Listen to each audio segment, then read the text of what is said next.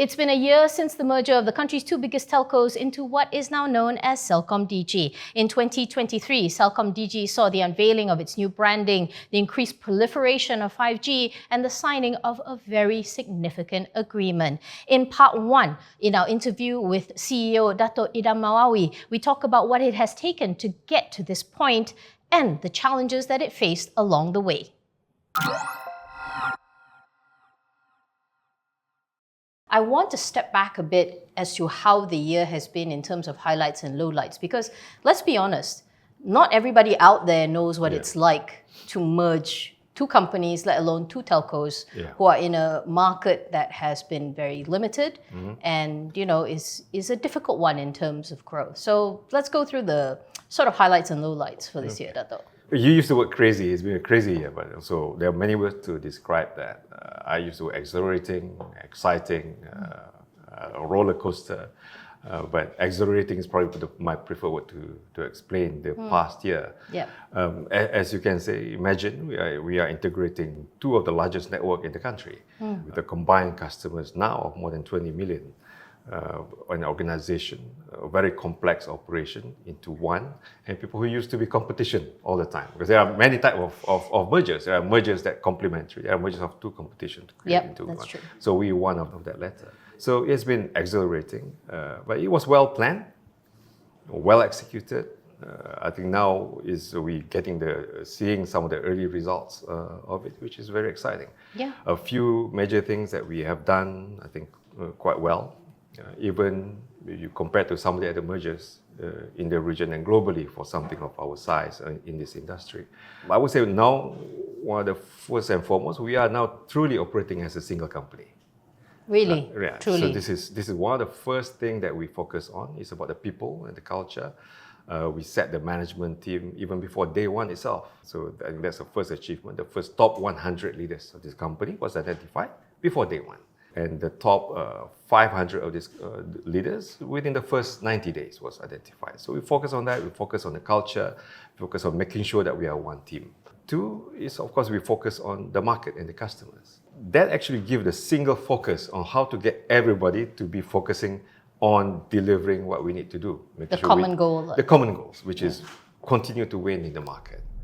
According to Idham, one of the biggest and earliest challenges was ensuring that their sales team, so used to battling each other, went from challenges to compatriots with a common goal in mind, while at the same time still keeping the separate Celcom and Digi brands and managing all the history that the customers have with them. He also talked about the challenges that come with technical innovation, integrating their sites that number in the tens of thousands, that he says will take about 24 to 30 months to complete, calling it one of the biggest projects that the industry has ever undertaken. We're planning for 30% of the network should be completed by this year, which we are on track. 40% by next year. And then 2024, and then another 30% by the end of 2025.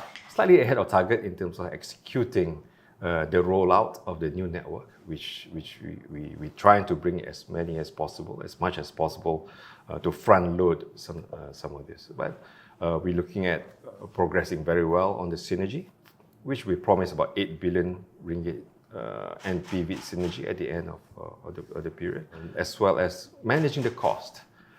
We've been very, very careful in terms of making sure that everything that we spend on the integration bring the synergy that we're looking for. From everything that has been said and reported, everything seems to seem on track. So will 2024 be the year that CelcomDigi has its big, it's like, here, this is truly us moment kind of thing? Well, we do have a new brand that we need to deliver. I think that's something. There's a new brand promise. And we're in 2023, most of it is we kickstart some of these integration projects. So it's only the beginning of that integration project, especially the technology integration.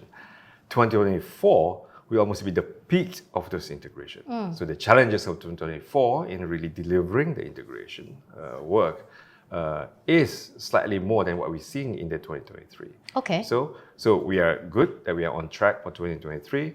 We are getting ready and to make sure that 2024 is also delivered as planned. Yeah, I would not say at this point in time that 2024 will be any easier or any harder than what 2023 has been, but it's part of the long-term plan already, and we are getting ready to make sure that 2024 also goes as smooth as 2023. On paper, the integration of two of the country's biggest telcos does seem to promise better things for consumers in terms of both offerings and pricing. However, Malaysians themselves will openly admit to having a very love-hate relationship with their service providers. Criticisms, whether fair or not, include affordability in relation to the quality that is received, with complaints about drop calls and dead spots making up a lot of the noise. This becomes even more of a sticking point with the realization that video now makes up a lot of the traffic. TikTok traffic, for example, is a relatively new phenomenon that didn't really exist just over 3 years ago. All this ultimately does is that it ends up putting even more strain on the bones of the network, which just leads to more dissatisfaction among consumers. Malaysian telcos have gained a reputation, fair or not, for actually having issues with inconsistency in terms of network quality. And you mentioned that, next year is going to be peak sort of like the integration. So let's give an idea of like CapEx, is it going to be higher next year, or is it going to be higher in general just because you want to dismiss this notion that, quality is inconsistent? There's that perception, right? Yeah, in terms very of the sure. quality. There's of course there are noise, but there are a lot of things that comes into how to deliver a network. And a network is actually a living thing. It's not you don't build a network and then just you leave it there and then just do it. So every day you optimize the network. Every year you have to upgrade the network. The customers using the network differently every single day. Utilization increase every single today, about 29 gigabyte on the average per user. And that's one of the highest in the region, in Malaysia. So we guide that about 15 to 18% going to be spent on the network and building this new network to bring 15 to 18% of our revenue. Yeah, that's translated to about 1.8 to roughly 2.1 billion a year in the next few years, just to build this network and bring the more capacity to our customers. So to get the best quality, the better quality, so a lot of things have to work in tandem. Yeah? And how we understand the network, continue to optimize, use the latest tool, analytics, artificial intelligence to optimize the network, and so on and so forth. Right? How do you balance that in terms of pricing? The balancing act that we'll ask in terms of pricing, you knew this question was coming, right? How do you give consumers what they want, or maybe more than that, but at the same time ensure it's at the price they feel is worth it? And that goes back to my question about the inconsistencies in the network. That's where your frustration comes from, right? When you see it online. So how do you do that balancing act? Yeah, this different type of packages and that suits the different needs is available in the market, and not just from CelcomDigi. Not just from CelcomDigi. Yeah. And we also work with the government, of course, on the package Rama. The B40 is in an important segment. It's 40% of the Malaysian population. And I'm sure a good significant portion of it is also riding on our network. So we want to make sure that also the latest devices is in their hands. So they also use the latest network, the latest capabilities, and then it's affordable for them. So it is important for us. Okay, but is that balanced out? And the reason for this is because I want to see what how it looks like going forward. But it's balanced out, as it seems, by longer contracts. Is that going to be the trend, do you think, going forward? It depends. There are customers who wants, like, I just have a device, it can last me for the next 4 to 5 years. Yeah, as long as the operating system allows it. So some of it is not within our control, because the device they control. But some, maybe yourself or myself, we maybe change the device every year, every 2 years. So they want a shorter term contract because they can afford to do so.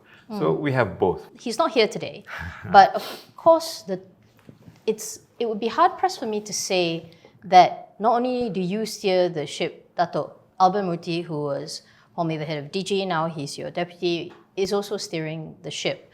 And I know from all the photos and everything that it looks like a marriage, and you both joke that it's a marriage, but married couples don't always get along. And as far as I can say from interviewing both of you over the years, your management styles have similarities, but there are differences as well. Can you give us a little insight into how the dynamic of your relationship works? Because I don't think it's ever happened in something like this where, you both have very distinct visions, both of you have very distinct styles, and the way that you sort of, manage your staff as well. Yeah. So give us a little insight, because not all marriages are happy and harmonious all the time. One thing that makes this works really well. Of course, this is one of the largest merger in the country. I think probably the largest and most complex that ever happened. There's so much to do. And I said this at my town hall, for example. I don't remember the days without Albern, and I do not know what I would do without Albern. Yeah, because in a way we are sharing the load. Okay, we both know our roles. I'm CEO, is the deputy. He's got his responsibility of managing the operations. I look at the operations with them, plus the external parties, right? What do the stakeholder management and so on and so forth, the industry issues that we look at. But I think there's one thing that actually really is that what makes it work very well is the mutual respect. Okay. We have a lot of respect and high regards for each other. And honestly, Albern is easier to work with somebody who doesn't have an ego. So that makes it a lot easier to work with, and we know that we have a single objective. And we know to make this work, also, the whole organization has to look at us as an example, as a model. And I make it very, very transparent to everyone. Almost before I make any decision, I always consult Albern first, most of the time. Because I only know half of the organization. I didn't know the other half. Albern knows the other half. So I always consult, and we always consult each other. And based on that principle, I think we are doing quite well working together. So how do you hash out disagreements between what was two competitors? Both were challengers before, with a challenger mindset. Attack. Now we are the market leader. We are being attacked. So how do we change the behavior of the organization to get through this time and making sure that we protect our market share out there and continue to grow, especially on our profitability. And like I said, my favorite phrase is how do we make sure they have a win-win-win? A win for the consumer, continue to get the best technology and affordable price. A win for our investors, they continue to get rewards from investing in us and also our industry. And also a win for the government to make sure they achieve the national objective. It looks different from the mountaintop, doesn't it? Very lonely though. But I always thought that being top of the management, it was an easy job. They just tell people what to do. But most of the time, people tell me what to do.